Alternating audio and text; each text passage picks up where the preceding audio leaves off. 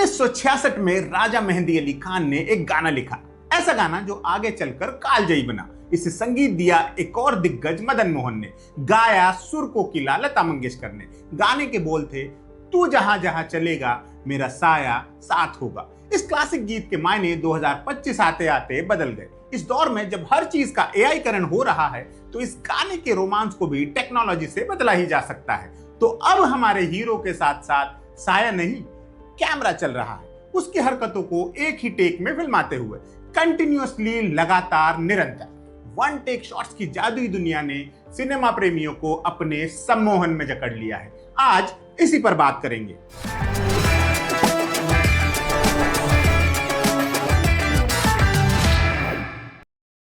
एक सीन को बिना किसी कट के एक ही टेक में फिल्माना सुनने में जितना रोमांचक लगता है, बनाने में उतना ही चुनौतीपूर्ण होता है। हाल ही में नेटफ्लिक्स की मिनी सीरीज एडोलसेंस ने एक कारनामा कर दिखाया। पूरी सीरीज के चारों एपिसोड्स को बिना एक भी कट के फिल्माया गया है। ये सीरीज एक 13 साल के लड़के की कहानी है जिस पर मर्डर का इल्जाम है। हर एपिसोड रियल टाइम में चलता है। डायरेक्टर और क्रू ने इसे एक टेक में शूट करने का फैसला इसलिए किया ताकि कहानी का केओस, अर्जेंसी और रियलिटी दर्शकों तक बिना किसी बाधा के पहुंचे।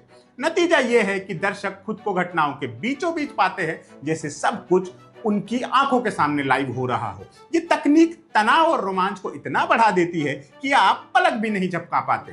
एडोलसेंस के एपिसोड संभव बनाने के लिए महीनों तैयारी करनी पड़ी, ठीक वैसे ही जैसे एक नाटक मंच पर तैयार किया जाता है। एडोलसेंस को एक टेक में फिल्माना किसी थिएटर प्ले को लाइव परफॉर्म करने जैसा था। हर एपिसोड की शूटिंग से पहले 3 हफ्ते तक खूब मेहनत हुई। पहले हफ्ते कलाकारों ने हर सीन को ब्लॉक करके रिहर्स किया ताकि सबको संवाद और चाल ढाल याद हो जाए। दूसरे हफ्ते टेक्निकल टीम ने कैमरा मूवमेंट, ट्रांजिशन और क्रू को छिपाने की रणनीति बनाई और आखिरी हफ्ते फाइनल टेक लिए गए। कैमरा हमेशा कैरेक्टर्स के साथ चलता रहा, कभी रुका नहीं। यहां तक कि एक सीन में कैमरा को सीन के बीच में ही ड्रोन से जोड़कर स्कूल से उड़ाते हुए क्राइम सीन तक ले जाया गया, फिर वापस पकड़कर जमीन पर सीन जारी रखा गया, और यह सब बिना कट के हुआ। इस सीरीज में जो कैमरा इस्तेमाल हुआ, DJI Ronin 4D, उसने पैदल चलते हुए भी फ्रेम को स्थिर रखा। इतनी तैयारी के बावजूद कई बार रीटेक करने पड़े। प्लान था हर एपिसोड के 10 टेक लेना, पर कभी कभी 16 टेक तक भी लगे। इतनी मेहनत के बाद बनी एडोलसेंस वाकई तकनीक और कहानी का अद्भुत संगम बन गई है, जिसने यह दिखाया कि एक टेक शूटिंग कैसे दर्शकों को कहानी के साथ बांधे रख सकती है। आइए अब भारत और अंतरराष्ट्रीय सिनेमा और टीवी के कुछ मशहूर उदाहरण देखते हैं, जहां डायरेक्टरों ने पूरी फिल्म या लंबा सीन एक ही टेक में शूट करके इतिहास रच दिया। हर उदाहरण में जानेंगे कि क्यों उन्होंने ऐसा करने की ठानी, इसे फिल्माना कितना मुश्किल था और इससे जुड़े कुछ रोचक ट्रिविया या किस्से।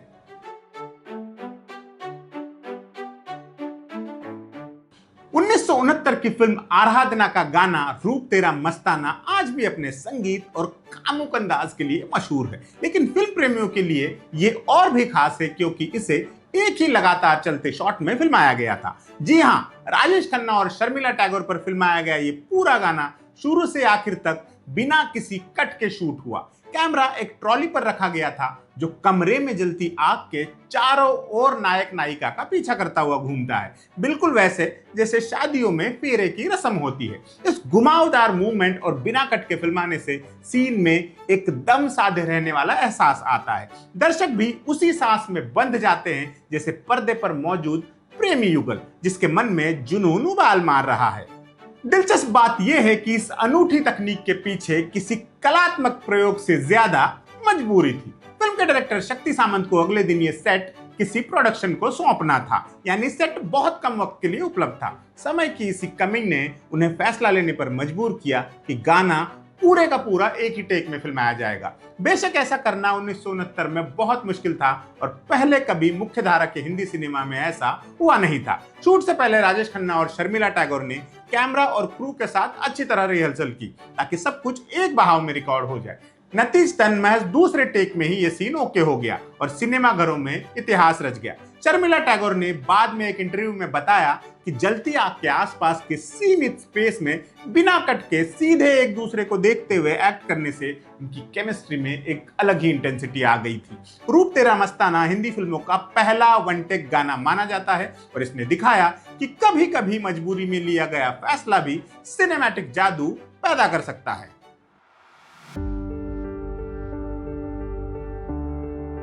2015 की फिल्म दिल धड़कने 2 का पॉपुलर पंजाबी गीत गल्ला गूड़ियां भी एक ऐसा गीत है जिसे एक ही शॉट में फिल्माने का ब्रेव एक्सपेरिमेंट किया गया। डायरेक्टर जोया अख्तर ने चाहा था कि ये गाना एक असली पार्टी की तरह लगे, जिसमें कैमरा मेहमानों के बीच घुल-मिल कर घूमता रहे और सभी कलाकारों का नेचुरल उत्साह कैद हो।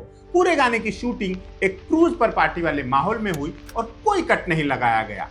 करीब 5 मिनट तक कैमरा लगातार चालू रहा, सभी एक्टर्स को फॉलो करते हुए। जोया बताती हैं कि इस गाने को एक ही टेक में पकड़ने के लिए बहुत बारीक प्लानिंग और रिहर्सल करनी पड़ी। हर एक acting beat, dance step, extra कलाकारों की मूवमेंट सब पहले से तय था, क्योंकि गलती की गुंजाइश नहीं थी। मजेदार यह है कि गाने की एक्चुअल शूटिंग 5 मिनट से भी कम वक्त में पूरी हो गई, क्योंकि जब सब तैयारियां मुकम्मल हो चुकी तो कैमरा रोल होते ही एक ही बार में पूरा सीक्वेंस रिकॉर्ड हो गया। जोया अख्तर के मुताबिक ये कोरियोग्राफर बॉस्को सीजर और डीओपी कार्लोस के बिना मुमकिन ही नहीं था। जाहिर है इतने बड़े सितारों को एक साथ तालमेल बिठाकर एक ही फ्रेम में नचाना और एक्ट कराना चैलेंजिंग लेकिन मजेदार अनुभव रहा होगा। टीम ने कई दिन रिहर्सल किए ताकि कैमरे की मूवमेंट और कलाकारों की हर हरकत एकदम परफेक्ट टाइमिंग से हो। कहा जाता है कि इस सीन में कुछ पल ऐसे भी थे जो बिल्कुल कैंडिड थे, यानी कलाकार अपने किरदार में खुद मस्ती कर रहे थे बिना डायरेक्शन के। शायद इसी वजह से स्क्रीन पर पार्टी का माहौल इतना जिंदा दिल लगता है। ये गाना साबित करता है कि अच्छी तैयारी और टीम वर्क से 5 मिनट का मस्ती भरा कोलाहल एक ही सांस में पर्दे पर उकेरा जा सकता है। हिंदी टेलीविजन के पॉपुलर जासूसी शो सीआईडी ने तो एक कदम और आगे बढ़कर पूरा का पूरा एपिसोड एक ही टेक में फिल्माकर वर्ल्ड रिकॉर्ड बना दिया। 2004 में एयर हुआ द इनहेरिटेंस नाम का स्पेशल एपिसोड, जिसे फैंस प्यार से सीआईडी 111 भी कहते हैं। ये पूरे 111 मिनट लंबा था और कैमरा चालू होने के बाद बीच में एक बार भी नहीं रुका। ये कारनामा इतना अनोखा था कि इसे Guinness book of world records में दुनिया का सबसे लंबा टेलीविजन शॉट के तौर पर दर्ज किया गया। कल्पना कीजिए, लगभग 2 घंटे का एपिसोड, एक रहस्यमयी हत्या का केस, सीआईडी की पूरी टीम एक हवेली में सभी संदिग्धों से पूछताछ कर रही है और इस दौरान कैमरा एक थिएटर के नाटक की तरह हर सीन को लाइव रिकॉर्ड करता चल रहा है। इस प्रयोग के पीछे की वजह थी कुछ नया और साहसिक करने की चाह। सीआईडी उस वक्त धीरे धीरे पॉपुलर हो रहा था और शो के निर्माता निर्देशक बीपी सिंह ने सोचा क्यों न एक ऐसा एपिसोड बनाया जाए जो टेक्निकली मास्टरपीस हो। एक तरह से ये टीवी के दर्शकों को एक लाइव स्टेज प्ले जैसा अनुभव देने की कोशिश थी, बिना एडिट बिना ब्रेक के कहानी दिखाना। बेशक ऐसी कोशिश में जोखिम बहुत थे और आलोचकों ने बाद में कहा भी कि एपिसोड कुछ जगह थोड़ा प्ले जैसा लगने लगा था या कैमरे की मूवमेंट कुछ जगह बनावटी सी थी। लेकिन इस उपलब्धि ने साबित कर दिया कि भारतीय टीवी इंडस्ट्री में भी कुछ नया करने की भूख है। पूरी टीम ने इस 111 मिनट के एपिसोड को शूट करने के लिए जबरदस्त प्लानिंग की। कहानी एक ही लोकेशन, एक पुरानी कोठी में सेट थी ताकि कैमरा लगातार घूम सके। स्क्रिप्ट को इस तरह लिखा गया कि सीन आपस में जुड़े रहें। कैमरा किरदारों का पीछा करते हुए एक कमरे से दूसरे कमरे तक बहता जाए। शूट से पहले कलाकारों ने लंबी रिहर्सल की, लगभग जैसे किसी मंचन की तैयारी हो रही हो। संवाद, चाल ढाल, कैमरा एंगल, हर चीज पर मेहनत हुई। कहा जाता है कि शूटिंग के दिन कैमरा रोल होने के बाद एक बार भी नहीं रुका, यानी टेक के दौरान अगर कोई अभिनेता अटक जाता या तकनीकी गड़बड़ होती तो पूरा सीन फिर से शुरू करना पड़ता। खुशकिस्मती से पूरी टीम ने गजब का फोकस दिखाया और लगातार 1 घंटे 51 मिनट का सीन कामयाबी से कंप्लीट किया गया। इस एपिसोड को एयर करते वक्त शुरुआत में चैनल ने दर्शकों को खास तौर पर बताया कि जो आप देखने जा रहे हैं वो दुनिया का सबसे लंबा सिंगल शॉट एपिसोड है, ताकि लोग इस अद्भुत कोशिश को अप्रिशिएट कर सके। द इनहेरिटेंस एपिसोड के बाद सीआईडी का नाम लिम्का बुक और गिनीज वर्ल्ड रिकॉर्ड्स दोनों में दर्ज हुआ। ये एपिसोड आज नेटफ्लिक्स पर भी उपलब्ध है और एडोलसेंस जैसी आधुनिक सीरीज के आने के बाद फिर से चर्चा में है। सीआईडी टीम ने जिस दौर में ये किया उस वक्त तकनीकी साधन आज जितने एडवांस नहीं थे, फिर भी उन्होंने साबित किया कि जज्बा और तैयारी हो तो कुछ भी संभव है।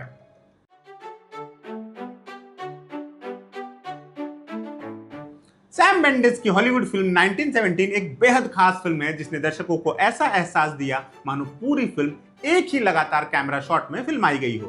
फर्स्ट वर्ल्ड वॉर पर आधारित इस फिल्म की कहानी दो सैनिकों के एक मिशन की है और इसे इस तरह शूट किया गया कि स्क्रीन पर कोई कट नजर नहीं आता। शुरुआत से आखिर तक कैमरा किरदारों के साथ बैटलफील्ड पर आगे बढ़ता जाता है। हालांकि टेक्निकली फिल्म में कुछ छिपे हुए कट हैं, क्योंकि 2 घंटे की आउटडोर फिल्म को बिना किसी कट के शूट करना लगभग नामुमकिन था। लेकिन एडिटिंग इतनी कमाल की है कि देखने वालों को ये एक सिंगल कंटिन्यूअस शॉट का ही आभास देती है। 1917 को वन टेक स्टाइल में शूट करने के पीछे की वजह फिल्म के डायरेक्टर सैम मेंडिस ने खुद बताई थी। वो चाहते थे कि ऑडियंस को लगे जैसे वो भी उन सैनिकों के साथ उसी वक्त मौजूद हैं और हर पल को महसूस कर रहे हैं। उनका मकसद था दर्शकों को सैनिक की आंखों से घटनाओं का अनुभव कराना और एक बेहद इमर्सिव यानी डुबा देने वाला माहौल बनाना। और वाकई जब कैमरा खाइयों के भीतर तंग रास्तों से गुजरते हुए जवानों का पीछा करता है तो हमें वही घुटन और बेचैनी महसूस होती है, तो शायद असली युद्ध में भी होती होगी।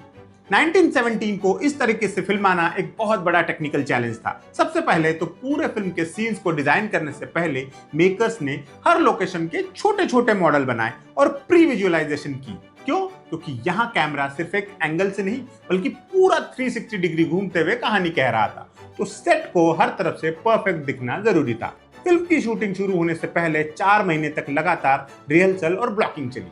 एक्टर जॉर्ज मैके और डीन चार्ल्स चैपमैन ने दिन दिन भर डायलॉग और मोशन का अभ्यास किया ताकि लंबे टेक के दौरान कहीं चूक ना हो। इसी के साथ आर्ट डिपार्टमेंट ने युद्ध के मैदान और खाइयों के सेट बनाना शुरू किया और सेट बनाने का तरीका बड़ा दिलचस्प था।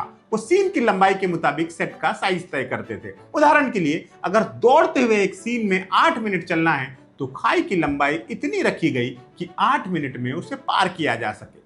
कुल मिलाकर क्रू ने लगभग 5200 फीट लंबी खाइयां और रास्ते बनाए ताकि कैमरा बिना रुके सैनिकों के साथ चल सके। शूटिंग के दौरान कभी कैमरा को स्टेडी कैम से उठाकर तारों पर लगे रिग पर ट्रांसफर करना पड़ता तो कभी गाड़ी पर रखकर आगे बढ़ाना पड़ता। ये सारे ट्रांजिशन भी एक्टिंग के बीच में सीमलेस तरीके से करने पड़े ताकि दर्शकों को एहसास ना हो। सेट पर मौसम एक बड़ी चुनौती था। टीम को बादल भरा आसमान चाहिए था ताकि रोशनी सॉफ्ट रहे और कट छिपाने में आसानी हो।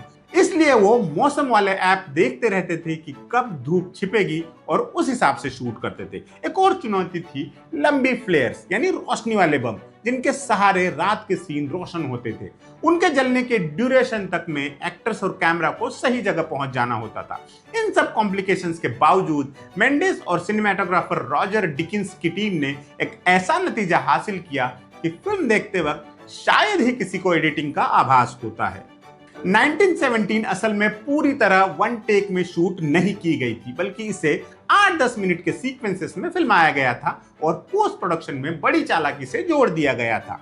जैसे बीच फिल्म में एक सीन है जहां एक धमाके के बाद सब अंधेरा हो जाता है। उस काले फ्रेम में एक कट लगाकर अगले सीन से जोड़ा गया, लेकिन दर्शक को लगता है कैमरा अब भी लगातार चल रहा है। फिर भी टेक्निकल नजरिए से फिल्म एक चमत्कार मानी गई, क्योंकि इतने लंबे सीक्वेंस बिना कट के फिल्माना भी अपने आप में बड़ी बात है।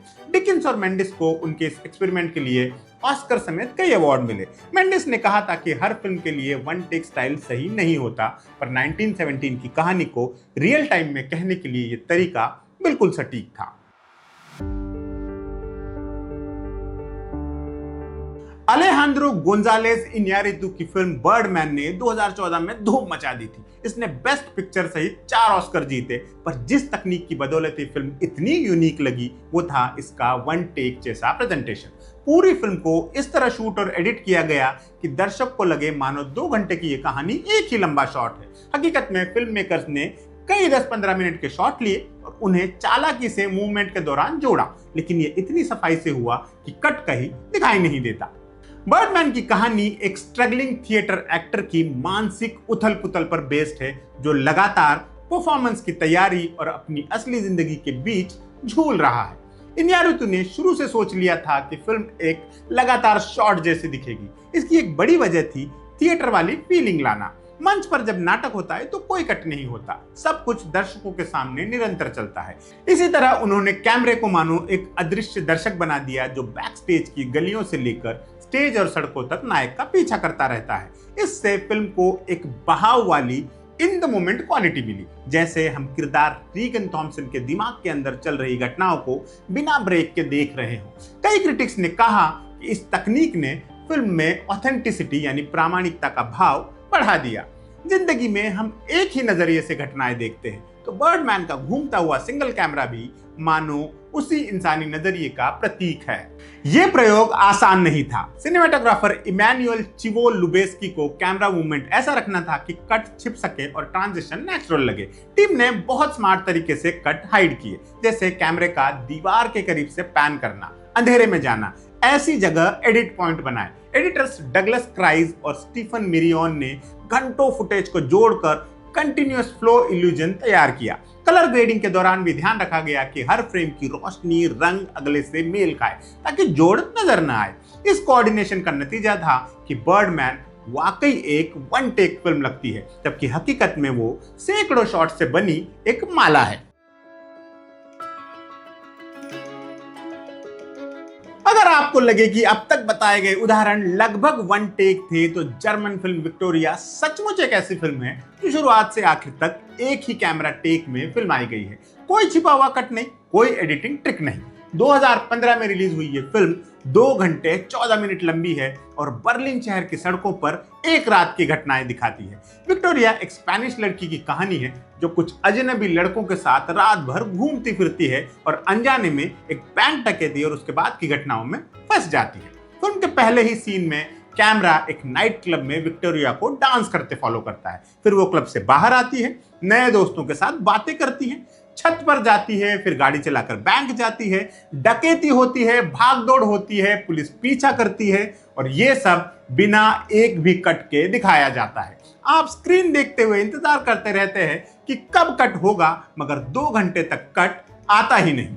इसको एक टेक में शूट करने की वजह, डायरेक्टर सेबेस्टियन शिपर का कहना है कि एक टेक का असली मकसद गिमिक नहीं था, बल्कि रियल टाइम का असर पैदा करना था। वो चाहते थे कि दर्शक बिल्कुल विक्टोरिया के साथ रात बिताए, एक पल का भी डिस्कनेक्ट महसूस ना हो। साथ ही डिजिटल युग में जहां हर गलती को एडिट कर सुधारा जा सकता है, शिपर ने सोचा कि छोटी मोटी इंसानी गलतियों के साथ लाइव कंटिन्यूअस टेक फिल्माने से एक्सपीरियंस और सच्चा लगेगा। इसलिए विक्टोरिया ने कुछ छोटे मोटे एक्टर्स के भूलने या कैमरा हिलने के पल भी है जो कहानी को और विश्वसनीय बना देते हैं। आपको महसूस होता है सच में इन किरदारों के साथ अभी अभी ये घटनाएं घट रही हैं। विक्टोरिया की शूटिंग किसी मिलिट्री ऑपरेशन से कम नहीं थी। पूरी फिल्म को असल लोकेशंस पर फिल्माना था, तो प्रोडक्शन टीम ने महीनों तैयारी की। कोई स्क्रिप्टेड डायलॉग नहीं थे, सिर्फ 12 पन्नों की रूपरेखा थी। बाकी कलाकारों ने सीन्स को इम्प्रोवाइज करते हुए किया। फिल्म शुरू करने से पहले शिपर ने एक्टर्स और टेक्नीशियंस के साथ लगभग 2 महीने रिहर्सल की। रिहर्सल में भी उन्हें पूरा 2 घंटे का सेशन लगातार करना होता था ताकि स्टेमिना बना रहे। कैमरा ऑपरेटर स्टुरला ब्रांट ग्रोवलेन अकेले ही कैमरा लेकर भागते दौड़ते सीन कैप्चर कर रहे थे। उन्होंने फुटबॉल खिलाड़ियों की तरह अपनी फिटनेस और मूवमेंट पर काम किया, क्योंकि 2 घंटे तक कैमरा हाथ में लेकर दौड़ना भागना आम बात नहीं है। शूटिंग का टाइम भी सोच समझ कर रखा गया। पूरी फिल्म को सुबह 4:30 से 7 बजे के बीच फिल्माया गया, जब सड़कों पर ट्रैफिक कम हो और रात से सुबह का बदलाव कहानी में दिखाया जा सके। टीम ने 3 टेक शूट किए 3 रातों में। पहले 2 टेक में कुछ न कुछ कमी रह गई, लेकिन तीसरी कोशिश में सब कुछ बढ़िया रिकॉर्ड हो गया। सेट पर 6 असिस्टेंट डायरेक्टर थे जो अलग अलग लोकेशंस पर पहले से मौजूद रहते और कैमरा उनके पास आते ही अगले घटनाक्रम को ट्रिगर करते जाते। ऑडियो रिकॉर्ड करने के लिए 3 साउंड यूनिट्स अलग अलग जगह तैनात थी। कह सकते हैं कि लोग रिले रेस की तरह कैमरे के आने से पहले अपनी पोजीशन पर तैयार हो जाते और निकल जाने के बाद अगला दल मोर्चा संभाल लेता। एक सीन के दौरान जब कार का पीछा हो रहा था, विक्टोरिया का रोल कर रही एक्ट्रेस लाइया कोस्टा भूल गई कि कार किस मोड़ पर ले जानी है और उन्होंने कैमरा क्रू के छिपे बेस की तरफ लगभग गाड़ी मोड़ ही दी थी। तभी कार की डिक्की में छिपे डायरेक्टर शिपर ने जोर से चिल्लाकर उन्हें सही दिशा बताई और टकराव होने से बचाया। ऐसे अनएक्सपेक्टेड पलों के बावजूद कैमरा रोल होता रहा और पूरी टीम ने तत्काल सूझबूझ से काम लिया। नतीजतन फिल्म में वो सीन भी आ गया और दर्शकों को कुछ भी पता नहीं चला।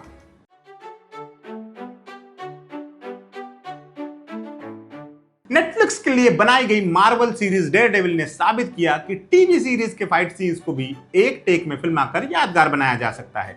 डेयरडेविल शो अपने बेहतरीन एक्शन सीन्स के लिए पहचाना जाता है, खासकर वो फाइट सीक्वेंसेस जिनमें कोई कट नहीं होता। इन्हें फैंस प्यार से हॉलवे फाइट या वनर कहते हैं। इसका पहला उदाहरण सीजन 1 के एपिसोड कटमैन में मिला, जहां नकाब पहने हीरो मैट मर्डॉक एक तंग गलियारे में गुंडों के एक गिरोह से लड़ता है। ये करीब 5 मिनट लंबा मारधाड़ वाला सीन एक ही हॉलवे और उससे जुड़े कमरे में चलता है और पूरी तरह वन टेक में शूट किया गया था। इस हॉलवे फाइट ने रिलीज होते ही तहलका मचा दिया। दर्शकों और क्रिटिक्स ने इसकी कोरियोग्राफी और कैमरा वर्क की जमकर तारीफ की। आम सुपर हीरो फिल्मों की तरह इसमें तेज कट या असंभव स्टंट नहीं थे, बल्कि इस सीन में डेयरडेविल को लड़ते लड़ते थकते, चोट खाते और लड़खड़ाते भी दिखाया गया। कैमरा एक वीडियो गेम के साइड स्क्रोलर व्यू जैसा दीवार के बाहर से पूरी लड़ाई को ट्रैक करता है। बिना कट के देखने पर आपको महसूस होता है कि हीरो की सांस फूल रही है, ताकत कम हो रही है, पर फिर भी वो डटा हुआ है। ये सब एक ही फ्लो में दिखाना कट वाले सीक्वेंस में मुश्किल होता। डेयरडेविल टीम ने ऐसा जोखिम भरा शूट क्यों किया? क्योंकि इससे सीरीज को एक यादगार पहचान मिली। निर्माता जानते थे कि कॉमिक बुक शो में दर्शकों ने बहुत सी लड़ाइयां देखी है, पर वन टेक फाइट सीन एक फ्रेश एक्सपीरियंस देगा और किरदार की मानवीयता भी दिखाएगा। उन्होंने ये भी माना कि ये scene Korean film Old Boy की फेमस हॉलवे फाइट से प्रेरित था, लेकिन वो उसे अपनी तरह से ट्रिब्यूट देना चाहते थे। सीजन 1 के सफल वन टेक के बाद तो मानो प्रथा सी बन गई। सीजन 2 में एक लंबा सीढ़ियों पर लड़ाई वाला सीन वन टेक में किया गया और फिर सीजन 3 में तो क्रिएटर्स ने हद ही पार कर दी। सीजन 3 के एपिसोड ब्लाइंड साइडेड में लगभग 11 मिनट लंबा एक जेल के अंदर का फाइट सीक्वेंस वन शॉट में फिल्माया गया। इसमें डेयरडेविल को कई कैदियों गैंगस्टरों से जेल के गलियारों में लड़ते हुए, फिर भागते हुए, फिर एक टैक्सी से निकलते हुए दिखाया गया। पूरा सीन एक ही कैमरा टेक में। जाहिर है इतने कॉम्प्लिकेटेड एक्शन के लिए बहुत सटीक कोरियोग्राफी और स्टेजिंग करनी पड़ी। मार्वल के प्रोड्यूसर शुरू में डाउटफुल थे कि ये मुमकिन हो पाएगा भी या नहीं, लेकिन शो के डायरेक्टर एलेक्स गार्सिया लोपेज और शो रनर एरिक ऑल्सन ने जिद पकड़ ली कि करेंगे तो बस सच्चा वन टेक ही करेंगे। उन्होंने सेफ्टी के लिए कुछ छिपे कट रखने के विकल्प सोचे थे, लेकिन आखिरकार फैसला हुआ कि किसी भी तरह की बेईमानी नहीं करेंगे और एक जेन्युइन सिंगल टेक ही रखेंगे। इस 11 मिनट के सीन को अंजाम देने के लिए क्रू ने बाकायदा अलग से एक पूरा दिन सिर्फ रिहर्सल को दिया। सभी फाइट मूव, कैमरा मूवमेंट, यहाँ तक कि लाइटिंग के क्यू अच्छे से प्रैक्टिस किए गए। शूटिंग के दौरान तीसरे टेक में आखिरकार पूरा सीक्वेंस बिना गलतियों के कंप्लीट हो गया। 11 मिनट 25 सेकंड लंबा वन टेक शॉट सफल रहा।